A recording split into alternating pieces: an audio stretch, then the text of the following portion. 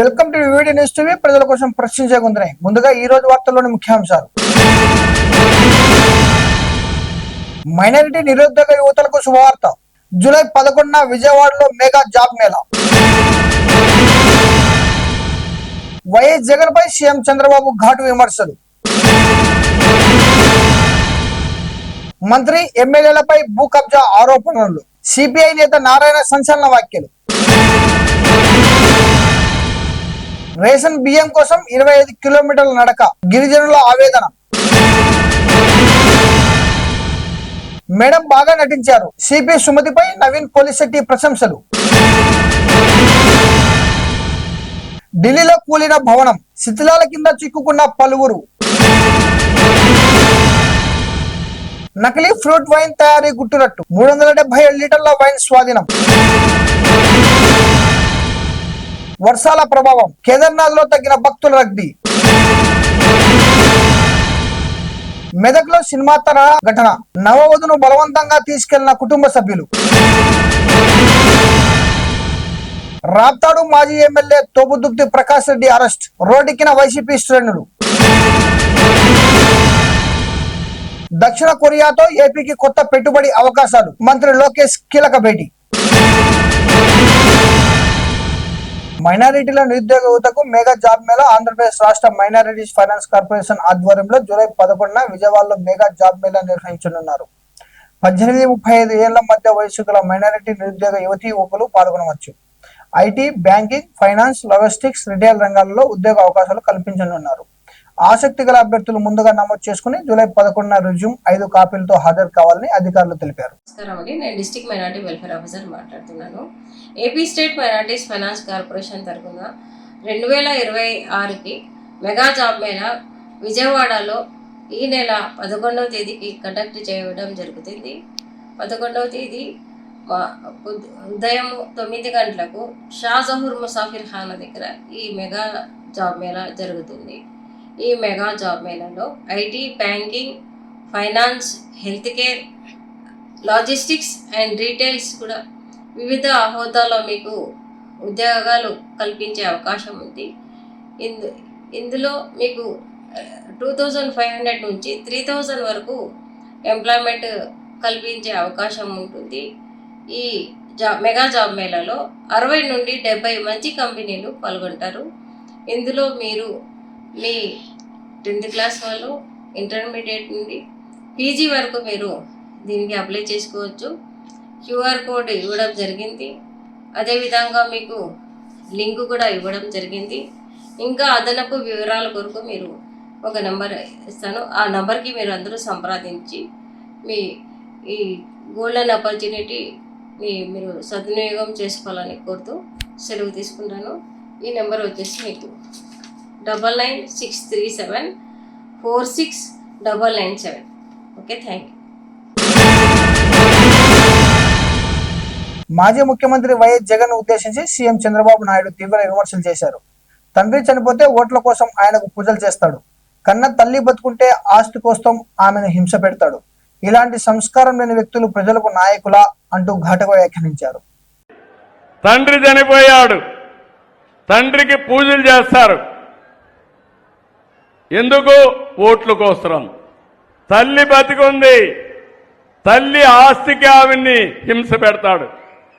అంటే తల్లికి మాత్రం ఆస్తి ఇవ్వడు, కానీ తండ్రికి మాత్రం చనిపోయాడు కాబట్టి ఓట్లు కావాలి కాబట్టి పూజలు చేసే పరిస్థితికి ఉన్నాడు. అవునా కాదా? అవునా కాదా? అవునంటే చేతులు పైకెత్తండి.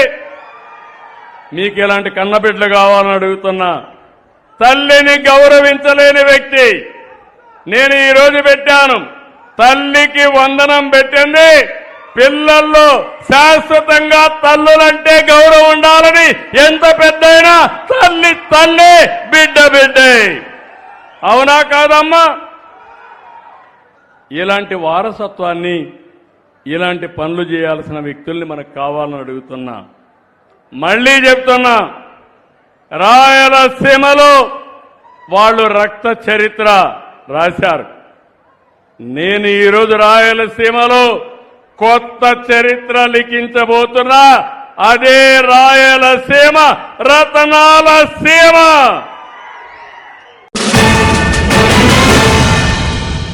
తిరుపతి శివారు ప్రాంతాల్లో జరగనున్న భూ కబ్జాలకు రెవెన్యూ మంత్రి అనగాని సత్యప్రసాద్, టీడీపీ ఎమ్మెల్యే పులిపర్తి నాని కారకులని సిపిఐ జాతీయ నేత నారాయణ ఆరోపించారు. రిటైర్డ్ ఆర్టీఓ ద్వారకనాథ్ రెడ్డి దంపతులకు చెందిన భూమిని అక్రమంగా రిజిస్ట్రేషన్ చేశారని, బాధితులకు భూమి తిరిగి అప్పగించే వరకు తమ పోరాటం కొనసాగుతుందని స్పష్టం చేశారు. ఈ మధ్య తెలుగు చుట్టుపక్కల అవిరాల గ్రామం చుట్టుపక్కల విలువైన భూములకు సంబంధించిన అన్యాక్రాంతం, దౌర్జన్యాలు, స్థానిక టీడీపీ నాయకుల ప్రవేశం, ఎమ్మెల్యే ప్రవేశం, దీనిపైన పెద్ద చర్చ జరుగుతూ ఉంది. ఇక్కడ ద్వారకనాథ్ రెడ్డి గారు మన కుటుంబం చాలా సీనియర్స్, ఆర్టీఓ పనిచేశారు. అలాంటి వ్యక్తి 3 ఎకరాల భూమి కొనుక్కుంటే దాన్ని మాదని ప్రజలు కబ్జా చేశారు. దీనికి మెయిన్ బాధ్యత ఎవరంటే దోలేపల్లి విష్ణు శివరాజ ప్రసాద్. ఇతను డైరెక్ట్ గా అనగాని సత్యప్రసాద్ రెవెన్యూ మినిస్టర్కి బినామీ. ఈ అనగాని రెవెన్యూ మినిస్టర్ ఇంటర్ఫిరెన్స్ లేకుండా ఇక్కడ జరగదు. ఇప్పుడు ఎమ్మెల్యే వీళ్ళంతా స్కేప్ బోర్డ్సే. అసలు విషయం అతనిది. అందుకని చెప్పదలుచుకుంది టీడీపీ గవర్నమెంట్కి. మీ మంత్రులే డైరెక్ట్ గా ల్యాండ్ కట్టడానికి ఇన్వాల్వ్ అవుతుంటే, ఇలాంటి సీనియర్స్ మీద దాడి చేస్తుంటే ఎవరైనా పెట్టి ఇలాంటి బెనామీ వాళ్ళ పేర్లంతా పెట్టి అవేవి చేసుకుంటే వీడు అనామకులు. మొత్తం డాక్యుమెంట్ చేస్తే ఒక్కడికి ఆధార్ కార్డు లేదు, ఒక్కడి ఐరిష్ ఫోన్ లేదు, అంత పాస్పోర్ట్ పోలీస్ స్టేషన్ లో కేడీలు ఇస్తుంటాయి. అట్లా తీసేసి పెట్టేసి దగ్గర వాళ్ళు రీచ్ చేసి పెట్టారు. ఇది గుమ్నాథ్ అంటారు. ఇదంతా అధికారం ఉన్నా కూడా రెవెన్యూ డిపార్ట్మెంట్, పోలీస్ డిపార్ట్మెంట్ నగదు తీసుకుని ఇవన్నీ చేస్తుంటే చట్టం ఊరుకోదు. ఇది అల్టిమేట్ గా టీడీపీ అగ్రనాయకుడికి ఇది వర్తిస్తుంది. ఎందుకంటే కేబినెట్ మంత్రిగా ఉన్నటువంటి నిర్మాణాలు కాబట్టి సీరియస్ గానే తీసుకుంటుంది. కొత్తగా లేకుండా పోతే ఈ భూమిని ఎడతీకి వాళ్ళు స్వాధీనం చేయిస్తాం, దాన్ని వదిలిపెట్టింది లేదు. కానీ వచ్చే బ్లేమ్ అంతా టీడీపీ నాయకత్వానికి వస్తుంది. అది వాళ్ళు తెలుసుకోవాలి.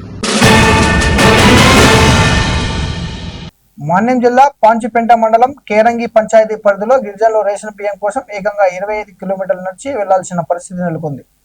ఇంటింటికి రేషన్ సరఫరా నిలిపివేయడంతో దూరంలోని డీలర్ వద్దకు వెళ్లి బియ్యం తీసుకురావాల్సి వస్తుందని వారు ఆవేదన వ్యక్తం చేస్తున్నారు. తమ సమస్యలను వెంటనే పరిష్కరించాలని ప్రభుత్వాన్ని వేడుకుంటున్నారు. పంచాయతీ తాడూరు పోస్టు, పాంచిపెంట మండలం, పార్వతీపురం జిల్లా. మాకు 22 కిలోమీటర్లు మా గుమ్మడిగౌడ పంచాయతీలో మేము ఘాట్ ఎక్కించడానికి మాకు చాలా ఇబ్బందిగా. ఆటో డ్రైవర్లకు పట్టుకుంటే మాకు ఆ మూటకి 100, మనిషికి 100, 200 మనిషికి మొత్తం 500 తెచ్చినా మాకు సామాన్లకు మాకు గిరిజన వాళ్ళకి చాలా ఇబ్బంది, చాలా బాధపడుతున్నారు. మాకు గుమ్మడిగౌడ మా పంచాయతీకి డిపో ఇవ్వాలి. మాకు చాలా ఇబ్బంది చేస్తున్నారు. మా గిరిజన వాళ్ళకి మేము పొయ్యలను కుండెత్తి మేము కూలికి ఇస్తున్నాము. అలాంటి వాళ్ళకి చాలా ఇబ్బంది పెడుతున్నారు. మాకు గుమ్మడిగౌడలో పంచాయతీ ఇవ్వాలి. పోలీస్ గేమ్స్ మీట్ లో పాల్గొన్న హీరో నవీన్ పోలిశెట్టి సందడి చేశారు. త్వరలో తాను పోలీస్ పాత్రలో నటించనున్నట్టు వెల్లడించిన ఆయన మల్కాజిగిరి సిపి సుమతి మహిళా భద్రత కోసం నిర్వహించిన అండర్ కవర్ ఆపరేషన్ ను ప్రశంసించారు. మేడం బాగా నటించారు, మా సినిమాలో కూడా ఒక పాత్ర చేయాలి అంటూ సరదాగా వ్యాఖ్యానించారు. ఈరోజు స్టేట్ మొత్తం తెలంగాణ పోలీస్ ఆఫీసర్స్ మధ్యలో నేను ఈ స్టేజ్ మీద ఉండడం నా సినిమా డైలాగ్ గుర్తొస్తుంది. మీరందరూ సుమతి మేడం వీడియో చూసారా రీసెంట్ గా? నేను మా ఆఫీస్ లో మా టీం అందరూ రీసెంట్ గా డిస్కస్ చేస్తున్నాం. సుమతి మేడం అండర్ కవర్ వెళ్ళి ఒక వీడియో వైరల్ అయింది. ఏం యాక్టింగ్ చేశారు మేడం. ఆ వీడియో చూసి మీరందరూ తెలంగాణ పోలీస్ అందరూ మీ అందరు రిక్వెస్ట్ చేయాలి, మీరు సుమతి మేడం రిక్వెస్ట్ చేయాలి, మా నెక్స్ట్ సినిమాలో యాక్ట్ చేయమని చెప్పండి. మీరు నేను సుమతి మేడం కలిసి ఏజెంట్ సాయి శ్రీనివాస్ ఆత్రేయ సీక్వెల్ లో ఒక కేసు సాల్వ్ చేయాలని నా కోరిక. ఏమంటారు? Thank you so much. చాలా మందికి తెలియని విషయం ఏంటంటే నెక్స్ట్ ఇయర్ రాబోయే సినిమాల్లో మొట్టమొదటిసారి నా కెరియర్ లో నేను ఒక పోలీస్ ఆఫీసర్ రోల్ కూడా చేయబోతున్నాను. సో సజ్జనా సార్, నాకు ఒకసారి గన్ పట్టుకోవడం నేర్పించాలి. మీరు మీకు టైం ఉన్నప్పుడు ట్రైనింగ్ వస్తాను మీ దగ్గరికి. ఆ గన్ను పట్టుకుని అంతా ఫేక్ బుల్లెట్స్ మా డ్యూటీలు అంతా, మాకు రియల్ గన్స్ ఎత్తడం కూడా రాదు sir. Thank you so much. మన డీసీపీ రాహుల్ గారు నేను నిన్ననే మాట్లాడుకుంటున్నాము. ఫస్ట్ టైం కలిసాము, చైల్డ్హుడ్ ఫ్రెండ్స్ మేము. అండ్ ఆయన అంటున్నారు చూడంగానే నవీన్ ఆర్మీ బాడీ మీద పోలీస్ ఎందుకు జాయిన్ అవ్వలేదు. Thank you so much Rahul గారు. ఢిల్లీలోని రోహిణి ప్రాంతంలో నిర్మాణంలో ఉన్న 4 అంతస్తుల భవనం ఆకస్మికంగా కుప్పకూలింది. ఈ దుర్ఘటనలో పలువురు శిథిలాల కింద చిక్కుకున్నట్లు అధికారులు వెల్లడించారు. సమాచారం అందుకున్న రిస్క్ బృందాలు హుటాహుటిన ఘటనా స్థలానికి చేరుకుని శిథిలాలను తొలగిస్తూ ముమ్మరంగా సహాయక చర్యలు చేపడుతున్నాయి.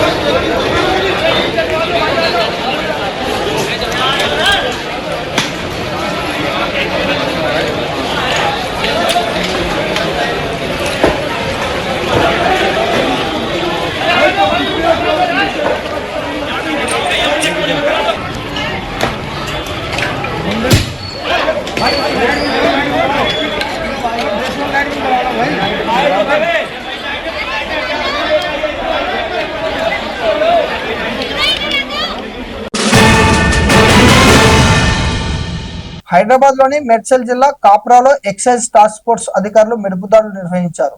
ఎలాంటి అనుమతులు లేకుండా 7 రకాల పండ్లతో అక్రమంగా ఫ్రూట్ వైన్ తయారు చేస్తున్న అంథోనీ ఫిటల్ ను అరెస్ట్ చేశారు. అతని వద్ద నుంచి 377.7 లీటర్ల నకిలీ ఫ్రూట్ వైన్ తో పాటు 502 బాటిళ్లను అధికారులు స్వాధీనం చేసుకున్నారు.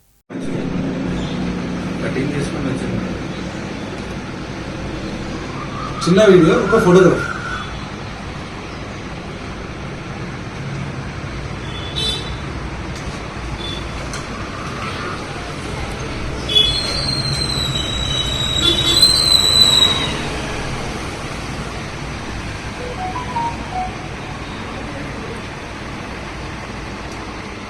పైనుంచి ఒక ఫోటోగ్రాఫ్ సార్.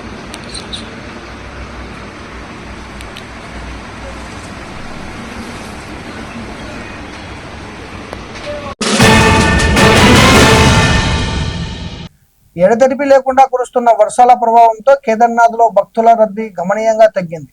ఇప్పటి వరకు సుమారు 14 లక్షల మంది భక్తులు స్వామివారిని దర్శించుకున్నారు. రోజుకు సగటున 6,000 మంది దర్శనానికి వస్తుండగా ప్రస్తుతం ఆ సంఖ్య 1000 నుంచి 1500 మందికి పడిపోయినట్లు అధికారులు తెలిపారు.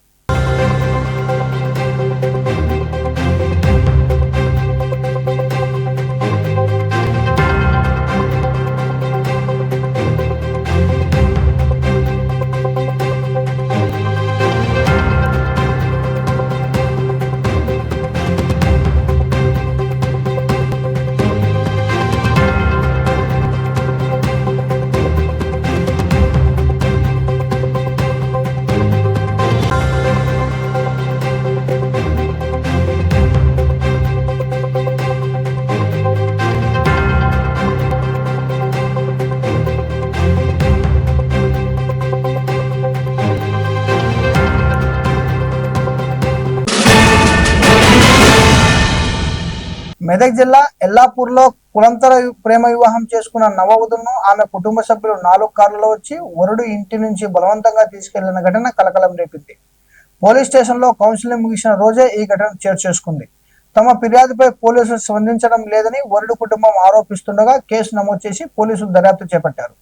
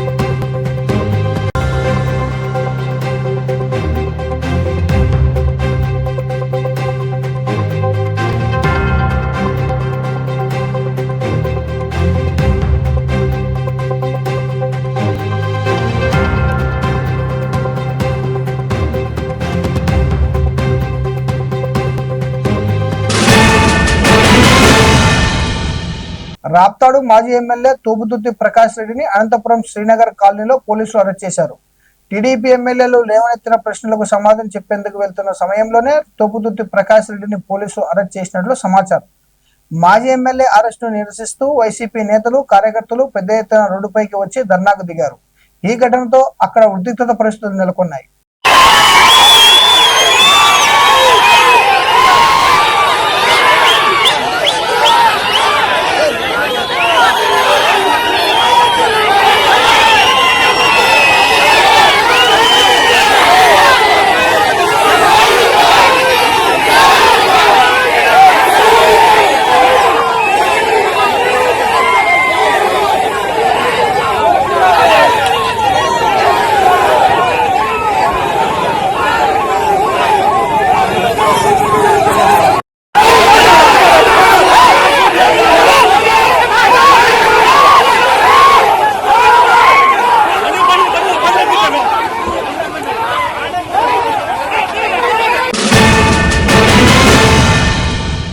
దక్షిణ కొరియా విదేశాంగ శాఖ ఉప మంత్రి యుమ్ హే సిసిరియా చుంగ్ తో మంత్రి నారా లోకేష్ కీలక సమావేశం నిర్వహించారు.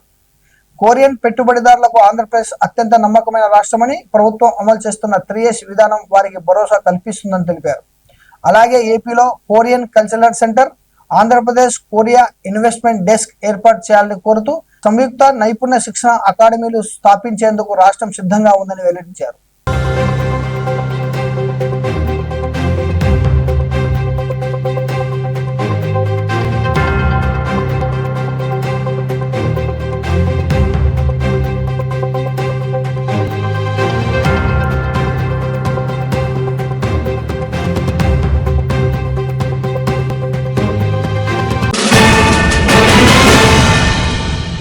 మరిన్ని అప్డేట్ కోసం చూస్తూనే ఉండండి వివిడి న్యూస్ టీవీ, ప్రజల కోసం ప్రశ్నించే గొంతునే.